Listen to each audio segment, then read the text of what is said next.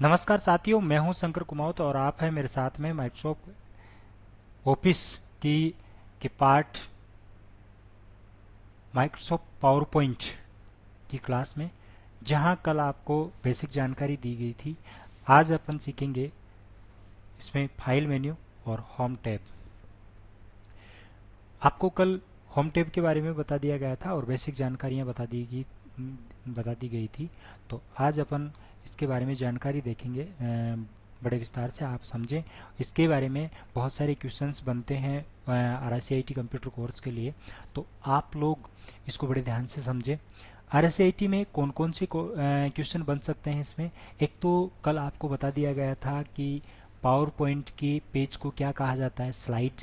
और इसके साथ ही न्यू स्लाइड न्यू स्लाइड लेने का शॉर्टकट क्या है, ये भी क्वेश्चन बार बार बनता है और जनरली बनता आया है। कंट्रोल एम इसकी शॉर्टकट है।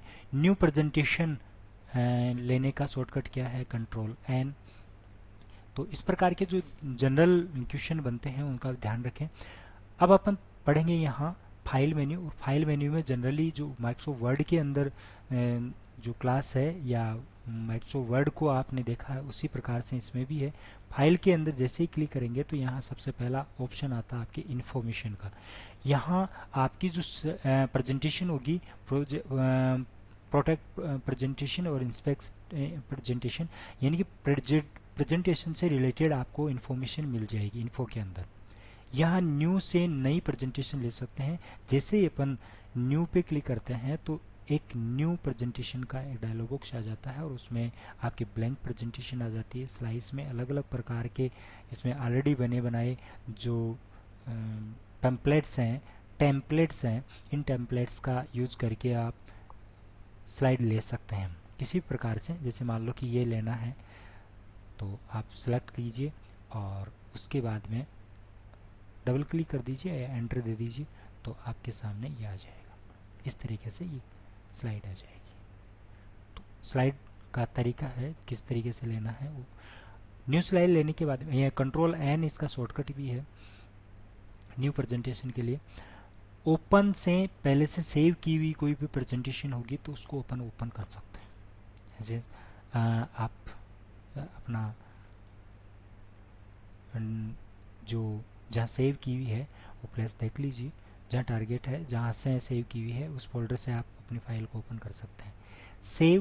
सेव ऑप्शन कंट्रोल एस इसका शॉर्टकट है। सेव ऑप्शन यानी कि अपनी जो नई स्लाइड्स आपने ऐड करके नई प्रेजेंटेशन बनाई है, न्यू प्रेजेंटेशन को सेव करने के लिए होता है। सेवेज अपनी सेव की हुई प्रेजेंटेशन को ऑलरेडी सेव है उसको नए नाम से या अदर लोकेशन पे सेव करना हो तो उसको सेव कर सकते हैं। प्रिंट इसको अपन प्रिंट आउट निकाल सकते हैं। शेयर आप जानते ही हैं, शेयर करते हैं तो अपनी प्रेजेंटेशन को कहीं दूसरी जगह शेयर कर सकते हैं, व्हाट्सएप, फेसबुक, इन पे। ये एक्सपोर्ट भी एक तरह से शेयर ही है लेकिन अदर लोकेशन पे सेवेज की तरह सेव करने के लिए काम में लिया जाता है। क्लोज से अपन प्रेजेंटेशन को क्लोज कर सकते हैं। अकाउंट और ऑप्शंस ये इसके पार्ट हैं। अकाउंट में इसके बारे में डिटेल आ जाएगी। ऑफिस के बारे में, ऑफिस का एक पार्ट है, इसमें बहुत सारे कंटेंट लिए जाते हैं, टूल्स होते हैं। ऑप्शंस इसमें इसकी सेटिंग होती है जिसको कि अपन देख सकते हैं और अपने मैनुअल भी कर सकते हैं। इसके बाद में आपके सामने आता है होम टैब। होम टैब में आपको कल बता दिया था कट, कॉपी, पेस्ट और फॉर्मेट पेंटर। कट कैसे कर सकते हैं अपन। कट करने के लिए आप जैसे अपन ये है अपनी प्रेजेंटेशन, इसमें से अपन को कट करना है तो वही सिलेक्ट करो। जैसे ई को कट करना है तो ये कट हो गया और इसको वापस लाना है तो आप अंडू कर दीजिए या तो कंट्रोल जेड, या फिर जो है ना पेस्ट कर दीजिए वापस जहाँ भी सेव करना है। जैसे मान लो कि इसको कट करना है तो यहाँ से कट कर दीजिए तो ऐसे हो गया। यदि आपको यहाँ वापस लाना है तो कट किया हुआ है वो उसको पेस्ट भी कर सकते हैं। ऐसे पेस्ट के 2-3 तरीके हैं, देखो तो ये पेस्ट हो गया। फॉर्मेट पेंटर, इसमें जैसे मैं यहाँ डाल देता हूँ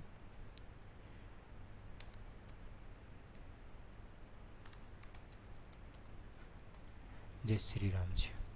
ये अपन ने डाल दिया, कंट्रोल एक करके सेलेक्ट कर लीजिए। और इसको इसके अंदर अपन ऐसे ही बनाना चाहिए या कोई अलग तरीके से डिजाइन देना हो तो बात अलग है, बाकी ऐसी भी डिजाइन देनी है इसके अंदर भी सेम ये कंटेंट, तो आप इसको सेलेक्ट कर लीजिए या ऐसे सेलेक्ट कर लिए, फॉर्मेट पेन पे क्लिक कीजिए और किस में देना है, इसमें देना है तो आप ऐसा कर लीजिए। ये हो गया आपका, ये जय श्री राम जी।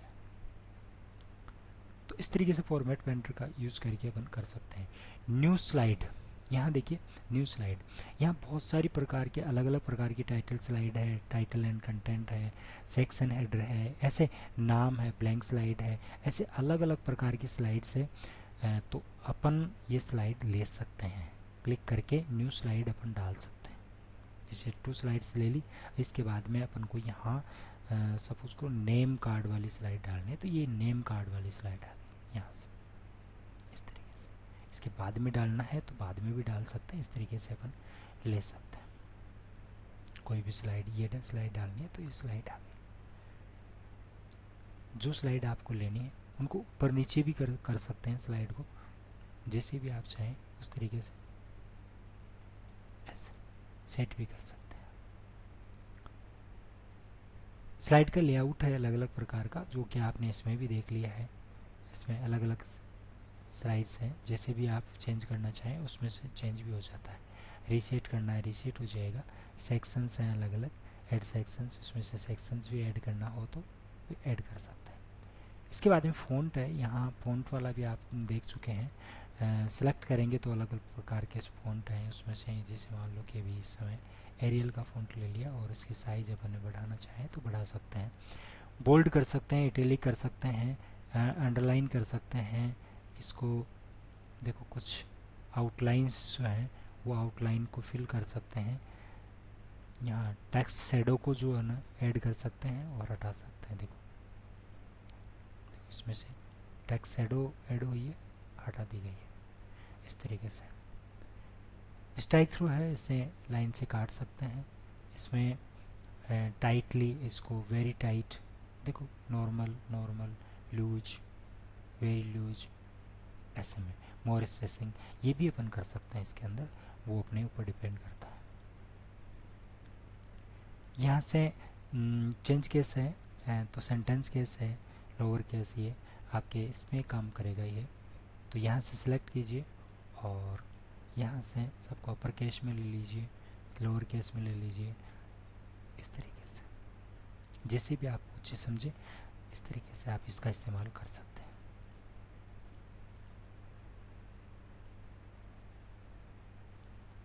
ऐसे में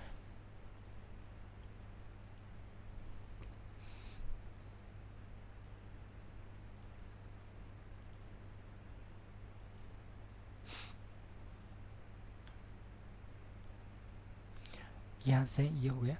इसमें साइज़ को इंक्रीज और डिक्रीज करने का है, ये भी यहाँ से भी कर सकते हैं और यहाँ से भी इंक्रीज फ़ॉन्ट साइज और डिक्रीज फ़ॉन्ट साइज, इसको भी कर सकते हैं। इसका इंक्रीज फ़ॉन्ट साइज का शॉर्टकट है कंट्रोल शिफ्ट ग्रेटर देन, और डिक्रीज फ़ॉन्ट साइज का है कंट्रोल शिफ्ट लेस देन।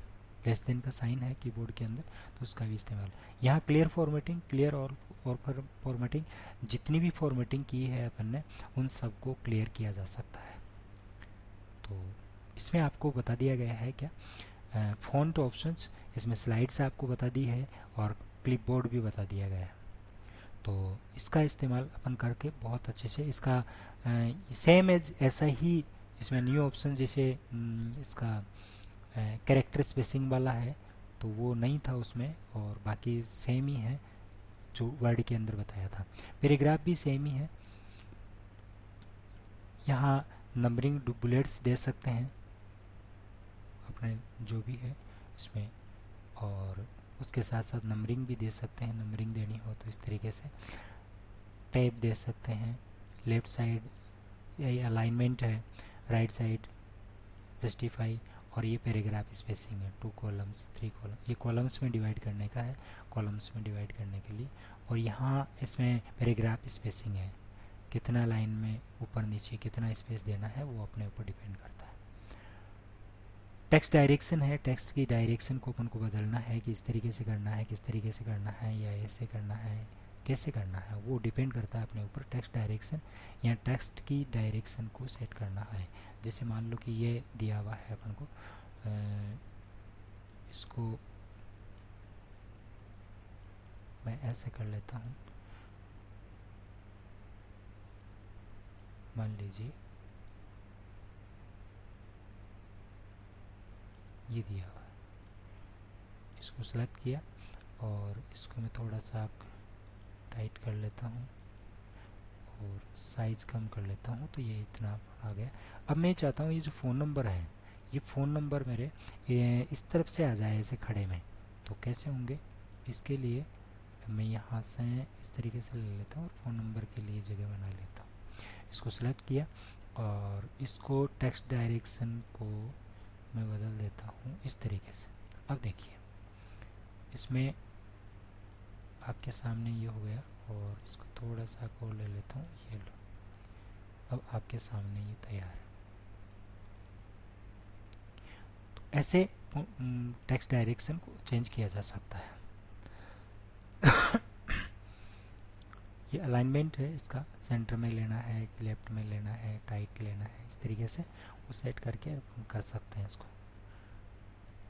इसको किसी आर्ट में भी चेंज किया जा सकता है, किसी में भी इस तरीके से अलग अलग प्रकार से, ऐसे ऐसे ऐसे ऐसे, जैसे भी आपको अच्छा लगे उस तरीके से आप इसको इस्तेमाल कर सकते हैं।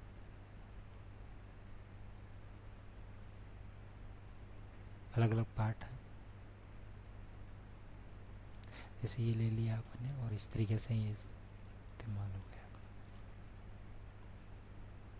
तो अपन कोई भी आर्ट है, क्लिप आर्ट है, उसका भी इस्तेमाल कर सकते हैं, स्मार्ट आर्ट को।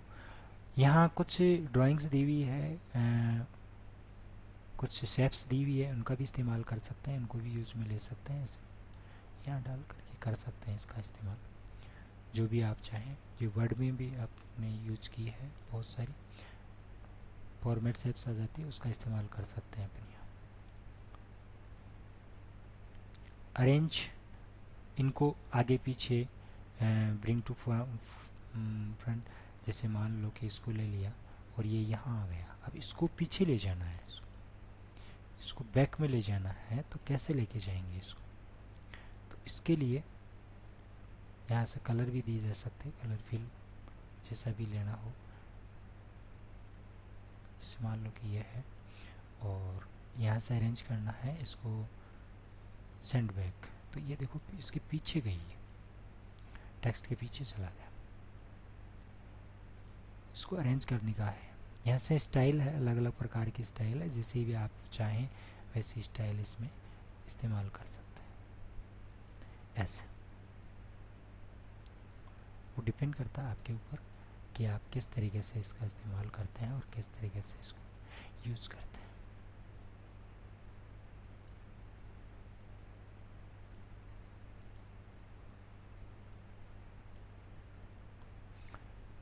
इसके बाद में देखिए शेप फिल का बता दिया। शेप आउटलाइन फिल का जो आउटलाइन है उसका कैसे आउटलाइन कलर जो होगा, जैसे इसका आउटलाइन कलर अपन को लेना हो तो आउटलाइन को अपन बड़ी छोटी भी कर सकते हैं।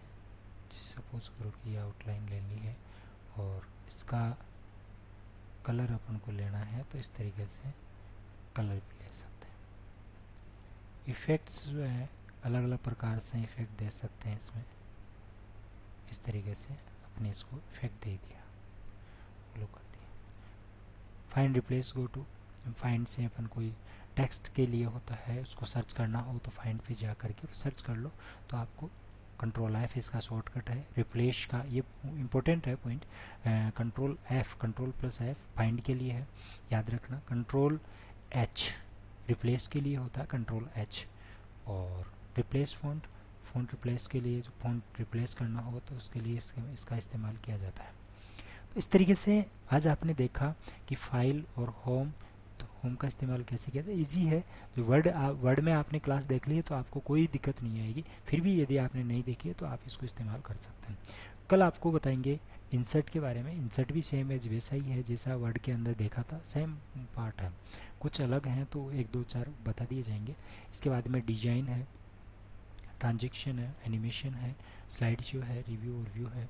रिव्यू और व्यू भी सेम उसी प्रकार से हैं जैसे आपने उसमें पढ़ा था, कुछ पार्ट्स अलग हैं तो इसको प्रेजेंटेशन व्यूज़ को देख सकते हैं। इसमें डॉक्यूमेंट व्यूज़ था, इसमें प्रेजेंटेशन व्यूज़ है, तो इसका इस्तेमाल कर सकते हैं।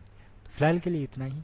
यदि आपको कोई दिक्कत है इस विषय पर, आपको क्या सोचते हैं, यदि आपको कोई आपकी राय है तो आप ज़रूर कमेंट बॉक्स में दें, और चैनल को सब्सक्राइब ज़रूर करें, और साथ में एक लाइक बटन होता है उसको भी दबाते जाएं।